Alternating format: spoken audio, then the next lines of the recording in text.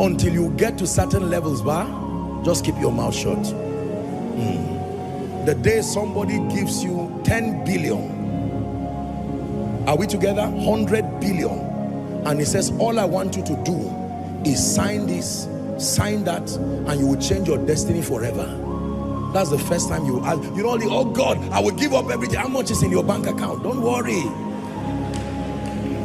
The day someone kidnaps your child and say, change this policy or we'll kill your child tomorrow, that's the day you will know whether you are really a Christian or not. For money, you can resist it.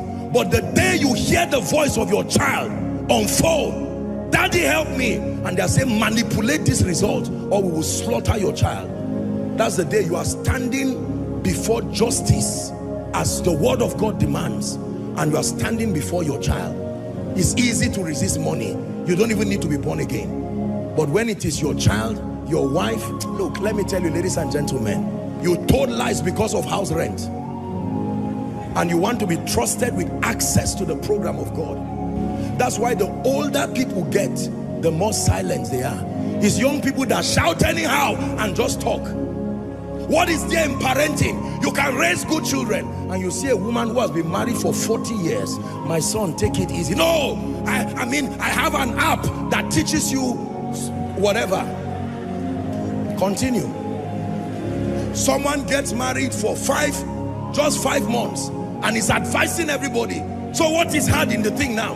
Why is all this? And someone says, hey, be careful. Be careful. Let's get back to our teaching. Let's get back to our teaching.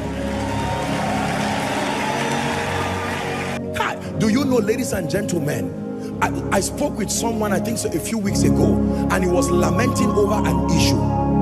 When I got to hear the schemings that happened in his office, do you know, over 7 people out of the 8 that schemed that thing against him, they were serious Christians. About 3 were his church members. It is something that will pierce your heart if I tell you, and you wonder and say, these things happen in church. Yes, sir. It was not a stranger that kissed Jesus. It was Judas. It was not a stranger that killed the first person in the Bible. It was a brother.